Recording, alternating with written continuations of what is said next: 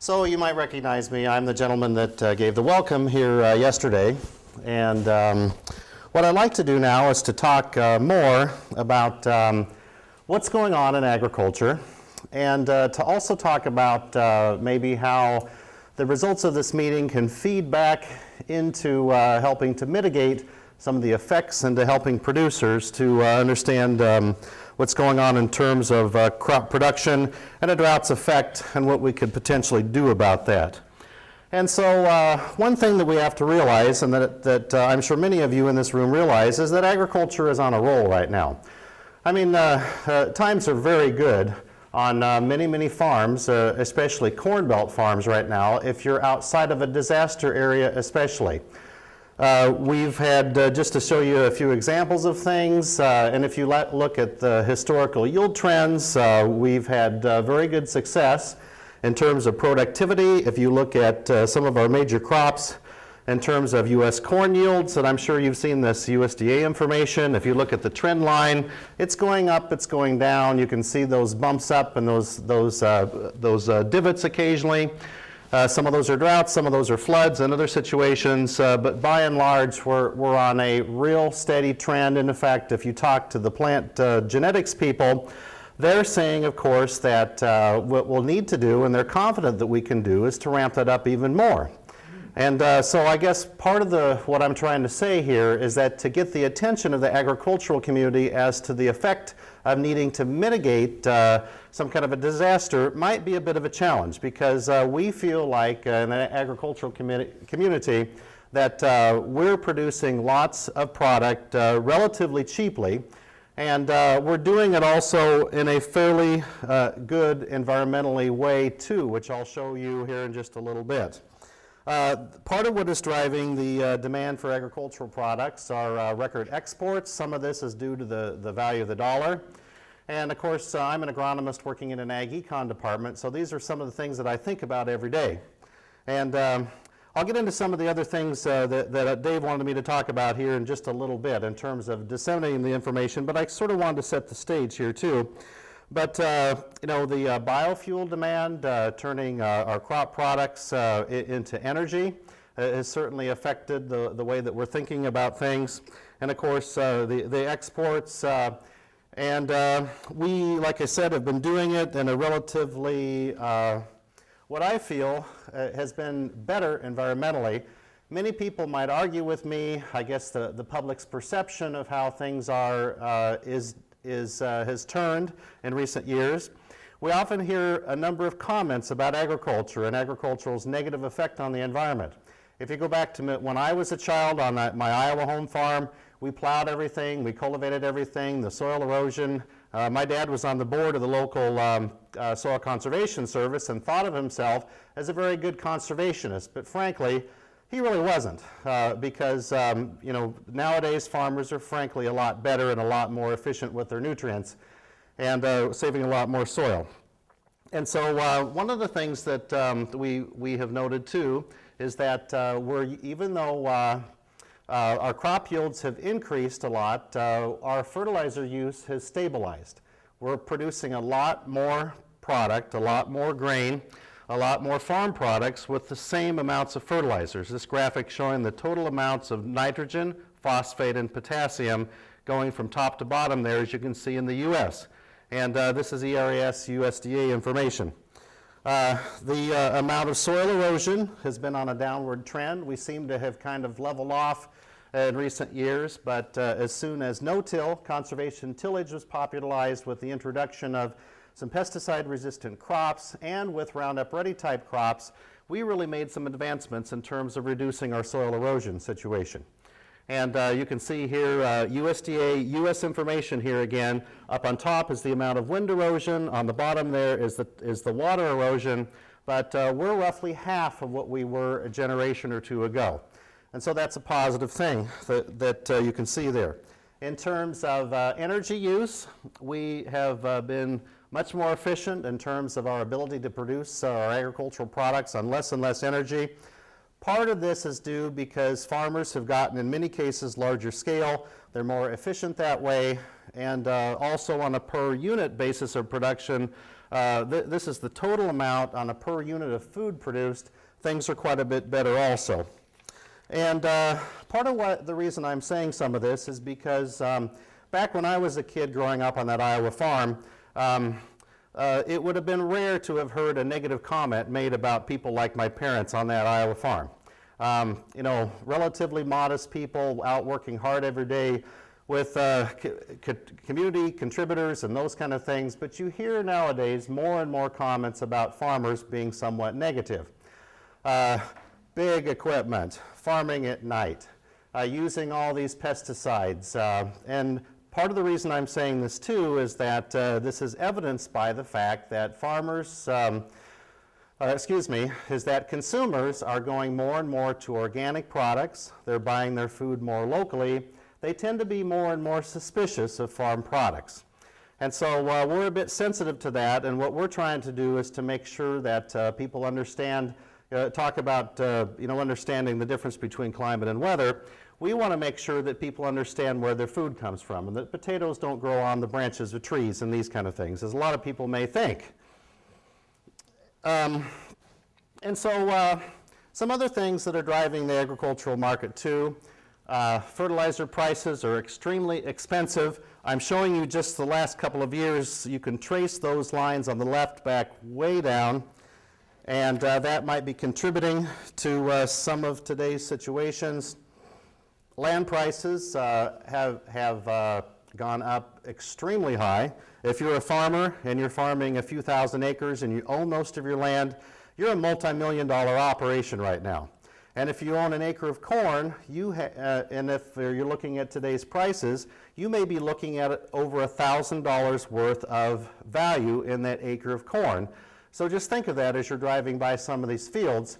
That acre of corn just a few years ago was worth less than $500 per acre. That value has doubled in recent years. And part of what has been driving this also, slip this one in here, seed prices are exceptionally high. Of course, much of the technology is embedded in seed nowadays, but what's driving some of this is that interest rates are exceptionally low. In fact, so low, I was dumb enough the other day to ask one of my colleagues in Ag Econ, would it be possible for there to be negative interest rates? Would you have to pay the other person too? And they said, no, Bruce, you are an agronomist working in an agricultural economics department, but that really would not be possible. So they gave me the benefit of the doubt in that situation. We keep track, if you're interested in all the various costs that it takes to put in a crop and the potential income in those things, many states will produce a crop budget. And these are our numbers for corn, wheat, soybeans. It's interesting to note that the typical farmer will spend well over $100 per acre on fertilizers, in some cases more than they're spending the cost of land itself. A typical land charge now might be $150 to $200, but sometimes they'll actually pay more for fertilizer. Seed costs are anywhere from $50 to $100 per acre, but again, we're looking at relatively large returns currently to agriculture. And again, my point, we're on a roll in agriculture right now. Things look really good in the U.S. We've actually been benefiting from some of the droughts and some of the crop disasters from other parts of the world. That are driving our crop prices here. And now a little bit to the meat of the presentation here. I thought this was some interesting information. We have a workshop every summer at Purdue. This will be the 44th year, and I manage that program. It's called Top Farmer Crop Workshop. And in putting together the program, one of the things, I guess the primary driver that I do when I think about the content of that workshop is I think, what is worrying farmers this year? What would cause them to wake up at 3 o'clock in the morning in the cold sweat and to think about potentially losing their business? What might it be that would cause them to wake up and be concerned about that? And so we ask them these kind of questions. We survey them at the workshop. And one of the things that I've found interesting is that the productivity part of this, if you take a look at that second group of columns there, it seems like farmers are not as worried about the overall productivity part of their operation as they more are worried about the financial end of their operation. They're really worried about price prices going up. Their prices are high now, but what would happen if they dropped down? Input prices going up and down. They seem to be less concerned about the overall productivity of their land because we've had some crop disasters in recent years, and it hasn't potentially made as much difference as some people would have thought. And of course, we every year on the program is Elwyn Taylor, and he's coming to the program this year also. And I've known Elwyn for essentially my entire career. He's been predicting a drought since 1993, and probably longer than that, looking at those tree ring cycles and everything. And I respect Elwyn Taylor as much as I respect about anyone. And we know that sometime in the future a drought will be coming. We know that we'll have a whopper of a drought. It's just that we don't know when it's going to happen. But in terms of what farmers are thinking of, they're not concerned much right now in terms of their overall productivity. I guess I would think that they have in their mind in some ways is that genetics and all the new equipment and precision technologies and those kind of things have in a way sort of buffered them in terms of what they need to worry about. Again, they're worried about more of the financial risk and managing their business as much as they are about producing a crop. And so I don't know if that's necessarily beneficial to your cause here or detrimental or whatever, but that's sort of the world, I guess, as I see it right now. Yeah. Those would be the direct payments and the counter-cyclical payments and the support prices and those kind of things that in years past have been very important to farmers' income, but recently here are not very important. And you can see the trend of that is going down. Farmers are not, in fact, I've talked to farmers and I've said, what do you think about current government programs and how you manage your risk? And they're like, some of them say they're irrelevant right now. And price supports and those kind of things. Back when corn was $2 or $3 a bushel, wow, farmers were really dependent upon those, and that was a big deal. But things are less that way right now. Good question. Okay, so in the springtime, every 2 weeks at Purdue, for a number of years here, we've had what we call our field crops roundtables. And this is a two-way dialogue. And the reason that we do this is because we can send out information electronically, we can talk to each other on the phone, but there's really nothing like talking about it and getting the issues out on the table. And since we have extension educators around the state, and we have a number of experts on campus here that also don't always get together, that are concerned about things. We have these every 2-week conversations. And we haven't always been real thrilled with the reliability of the webinar platform stability at Purdue.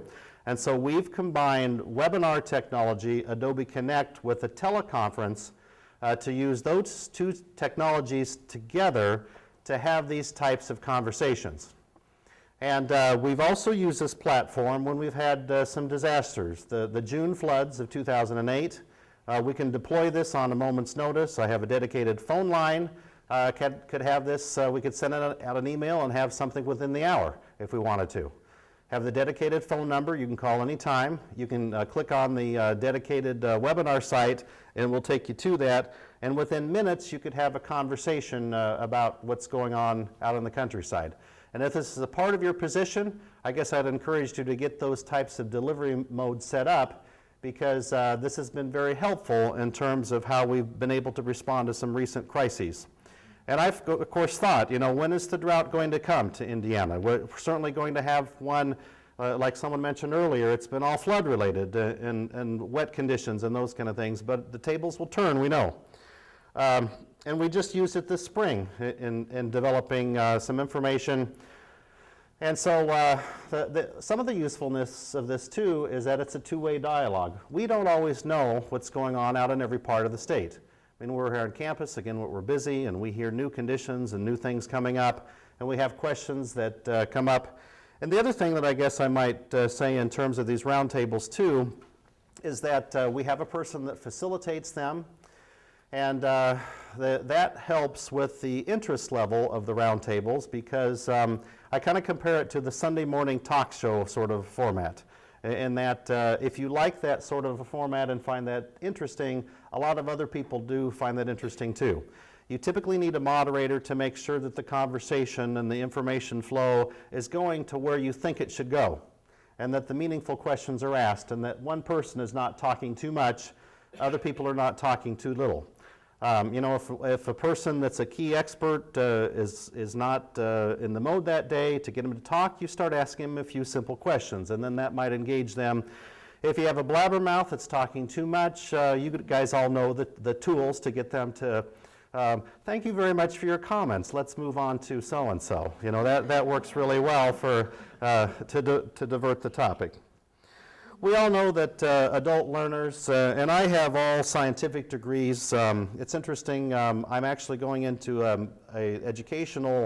new position on August 1st. I started a new position with the American Society of Agronomy as their agronomy education manager. Going to be working out of the office in Madison, Wisconsin. I'll likely remain here, but everyone knows that they're headquartered in Madison. But teaching to adults, and it was interesting hearing the previous presenter talk about talking to undergraduates or K through 12. I'm sorry, I'm not versed in that. Younger learners, I should say. It's probably a somewhat different dynamic than teaching to adults. And I guess my limited experience, and again, having little formal educational training, is that adults need to know why you're teaching them. They need to relate that to their previous experiences. And they also need something that is concrete and that can relate to their current situation at hand. And that's kind of what we try to do in these roundtables and those situations. And so, like I said, on the 1st of August, I'm going to be working with the American Society of Agronomy with the Certified Crop Advisor program. And there are 13,000 some certified crop advisors in the US and Canada that I'll be working with. And we'll have readily available access to these people with their emails, and we intend to engage them in roundtable discussions and webinars. And this would be a really good group if you're interested in disseminating a lot of information quickly to a group of people that influence a lot of agriculture. This would be probably the first stop that I would think about in terms of that venue. One of the other additional offerings that we have is that I teach an online course. It's a webinar course, and I violate every single rule in terms of education teaching this course because I talk nonstop for 2 hours. And my wife can't believe that people would listen to me for 2 hours and stick with me, but believe it or not, the ratings for this course are very good. And it's all PowerPoint based, you know, so you know that PowerPoint, if you want to send people into a coma, you use a bunch of PowerPoints and that'll do it. But people like the flexibility and the way that we have developed this platform. And so we use a GoToMeeting format, or GoToWebinar, Citrix type of technology, and we've had phenomenal results in terms of connectivity. Business people that want to brush up on basic agronomic principles. So we've had some company execs that travel a lot that are even, you know, in Asia, South America. They'll go to their hotel room and they'll connect up at night and they'll participate in the course. If you have a somewhat reliable high-speed internet access, that will work pretty well. Of course, the CCA program is built on a finely tuned, developed set of objectives for learning. And if you've been involved in educational programs, we really stick with these. These are end-user validated, and we feel like that's the core of the program. Like I think I mentioned early on in my welcome discussion, the information that's generated has to be turned into a decision to have economic value. I've worked a lot with precision farming, and farmers collect a lot of yield information. I remember being out with Larry Beal working on my PhD, and Larry would say, Bruce, if we're not going to use the information, we're wasting our time out here collecting it. And so if the information, you know, in terms of what you're doing we have to find ways to turn that into decisions in terms of the end users. And these can be immediate decisions in terms of what they need to do if a drought is influencing an insect infestation. If because of dry weather conditions there's aflatoxin concerns in corn, and that of course reverberates all the way down through the channel in terms of feeding and human consumption and livestock and all those kind of things, those all have to be made available, of course. And of course the long-term decisions need to be thought about also. And well, as soon as I'm done here, I'm going to bring up a website just to show you some of the information that's potentially available. But just a quick advertisement. If you are interested in the current state of farm production from an Eastern Corn Belt standpoint, mid-July is the Top Farmer Crop Workshop. It's our program for producers. There is my current set of statistics, and I don't have new contact information, but that's going to be my new flag that I'll be flying here come August 1st, okay? So let me end up with, if I could just, I'm going to pull up an internet page here. And I just wanted to show you some of the types of resources that are available in terms of, I thought, Dave, I'd pull up Bob Nielsen's drought information.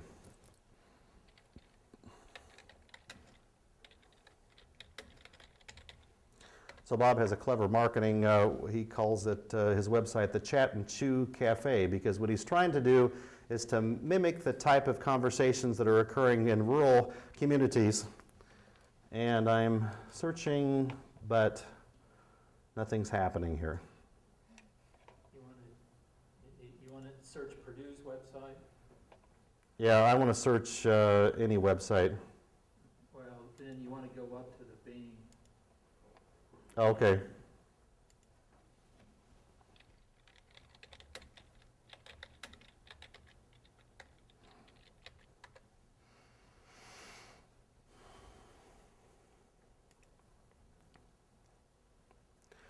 So I apologize, I didn't look at this ahead of time, but I am guessing that there is a lot of information here in terms of flooding.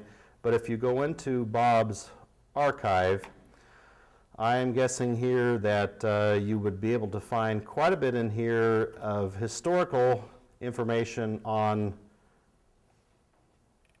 drought.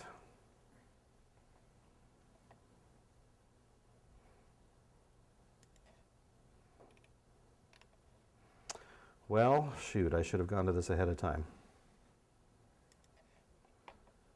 Probably changed it on you. Yeah, he maybe did. I'm sure that there is a whole set of information here.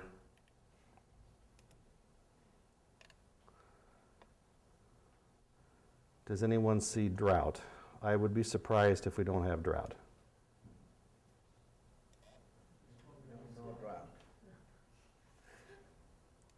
Well, like I say, I don't, this is a little embarrassing. Anyway, what I might do is see if I can find that, here we go, this is what I'm going to do. Use the Google search if,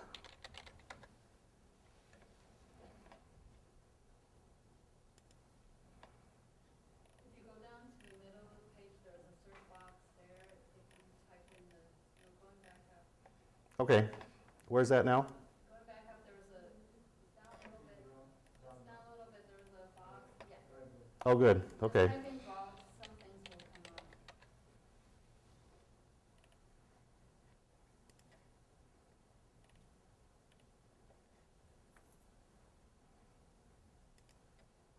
So I guess my point is, and this is information related to forage management, but many universities have archived information on a number of crop-related situations, whether it be flooding, early frost, hail damage, drought, all those kind of things.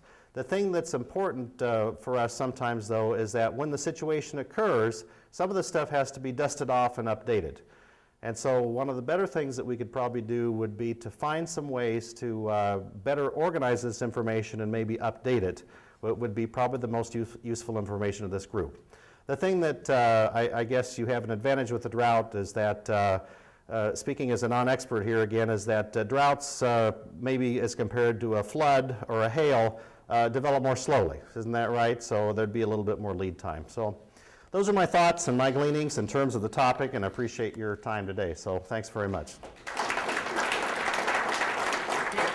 And I'll answer a question too if you have. We're breaking at 3:30, right?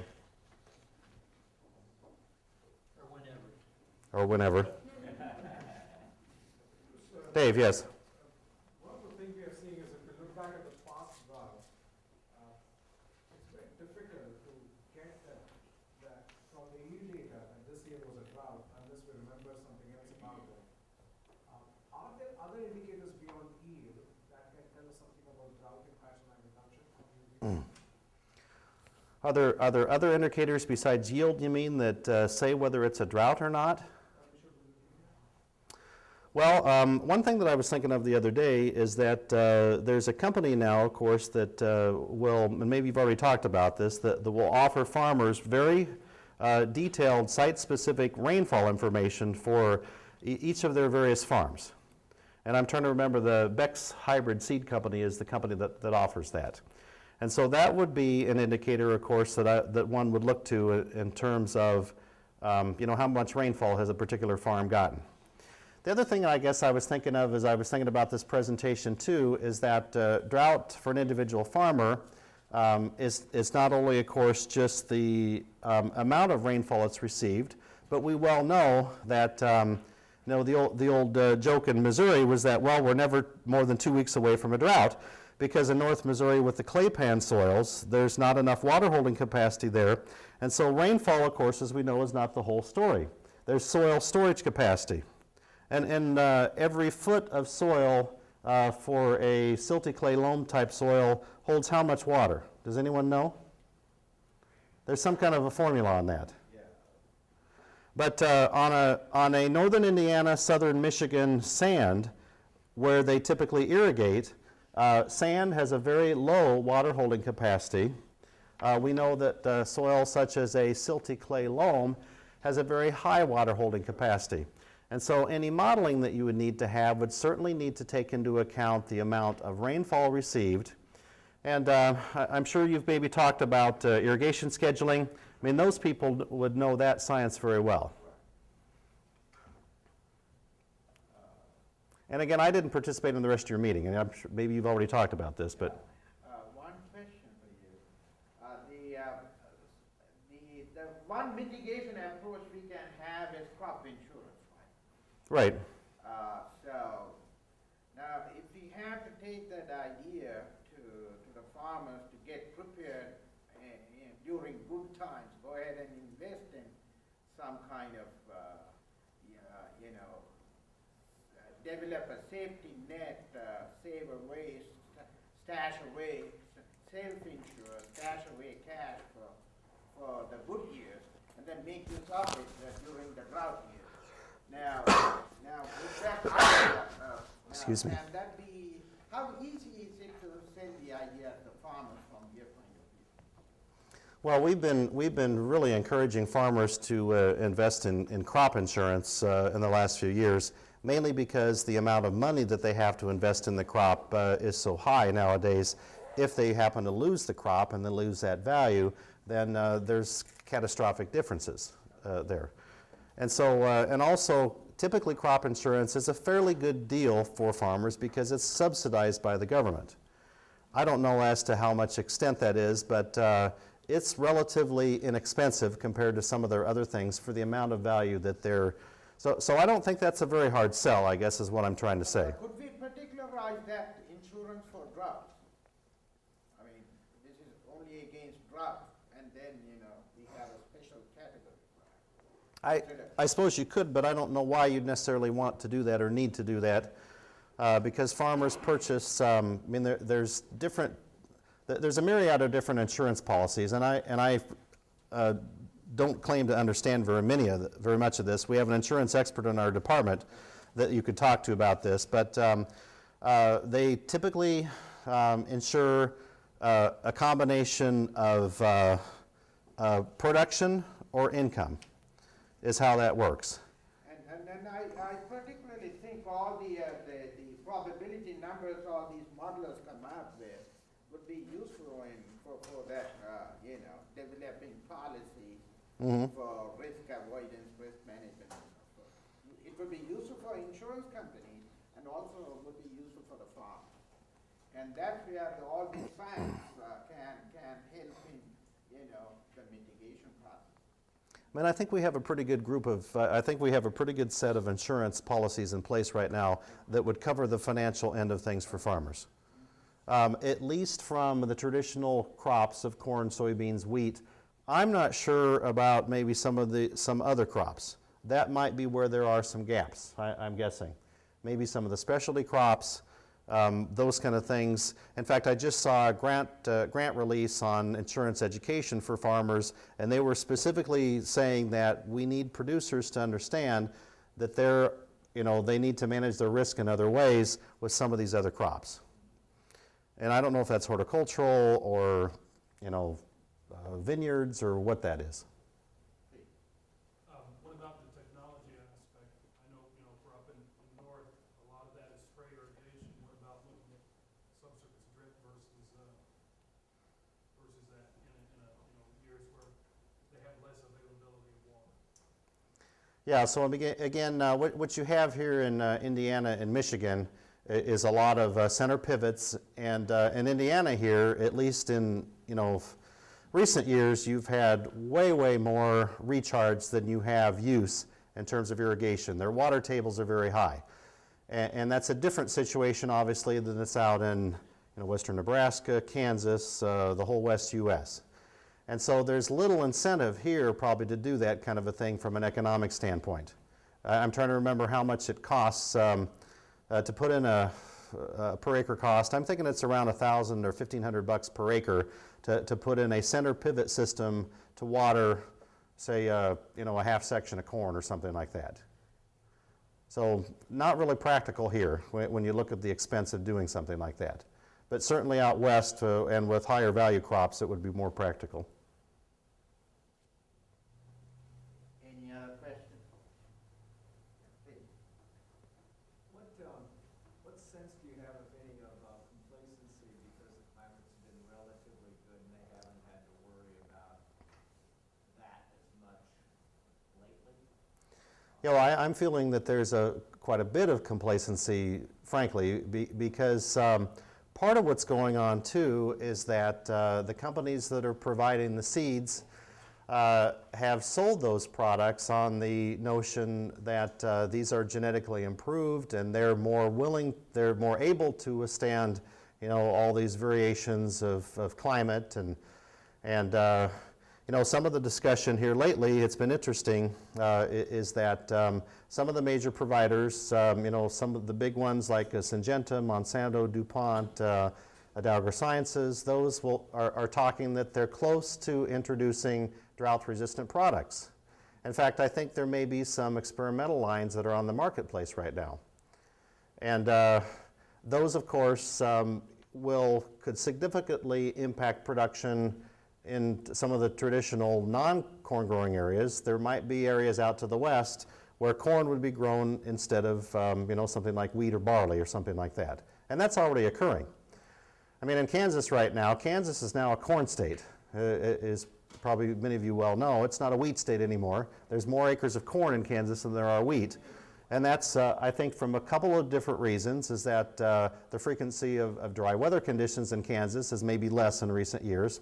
And also, the farmers are using more conservation tillage, which is conserving more of that moisture. And then thirdly, the seed companies are developing products that can probably perform better under those drier conditions. But what we're hearing from our seed company providers is that beyond these incremental improvements we've had over the course of time, they're looking at, we've had biotechnology insert genetic resistance to insects primarily and to herbicides. Those have been the two primary ways that we've changed the landscaping of crops. But in the future, what they're looking at a lot more, the two things that I hear the most noise about are, first of all, getting crops to yield with less water. In fact, Pioneer Hybrid, if I remember, recently opened up a research station out near well, somewhere in the North Valley of California. And they are, experimenting with hybrids out there specifically to address this very situation. And so the drought question is the big one, and then the other one, of course, is can we have hybrids that require less fertilizer? Can we have a situation where a hybrid, typically a farmer now puts on 150 to 200 pounds of nitrogen if they're expecting 200 to 250 bushels per acre of corn. And that's a lot of money, as I said earlier. That might be $125 to $150 per acre, which is 10 to 15% of the cost of growing that crop.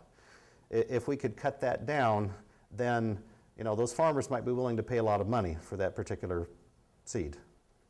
If we could get corn to fix nitrogen like legumes do, like soybeans and alfalfa, and that would be phenomenal.